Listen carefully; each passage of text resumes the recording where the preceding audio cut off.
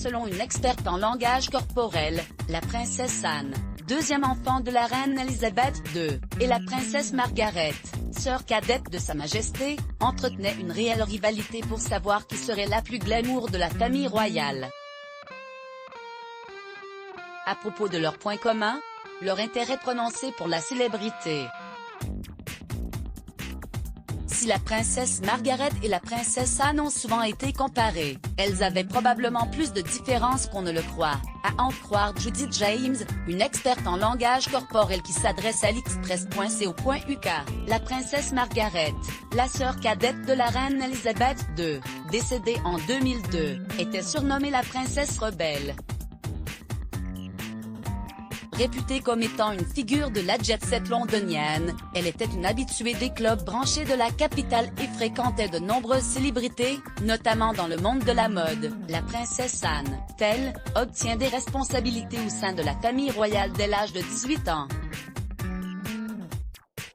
Consciencieuse, celle qui est aujourd'hui âgée de 70 ans, apparaît ainsi très vite dans de nombreux événements officiels, ce qui l'amène à concurrencer, aux yeux des médias, sa tante Margaret, le prince Harry avec sa tante la princesse Anne, lors d'une messe en hommage à la reine Elisabeth II et la princesse Margaret à la chapelle Saint-Georges au château de Windsor. Le 30 mars 2012.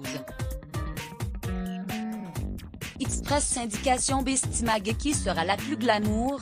Malgré la différence d'âge, les deux princesses apparaissent souvent aux mêmes événements et font la couverture des magazines de mode. Selon Judy James, les deux nourrissaient une vraie rivalité, chacune voulant être reconnue comme la plus glamour de la famille royale.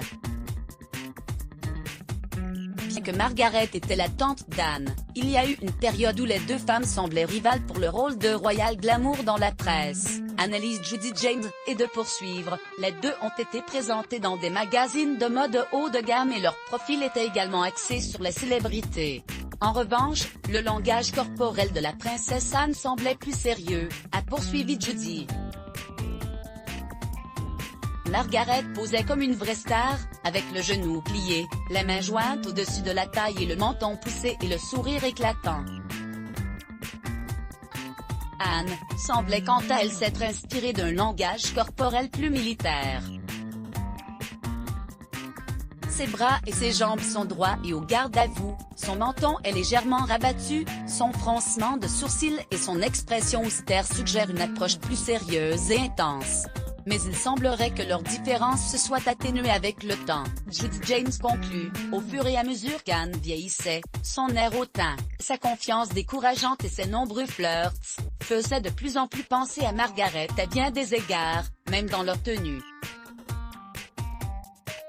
Article écrit en collaboration avec l'agence Immédiat.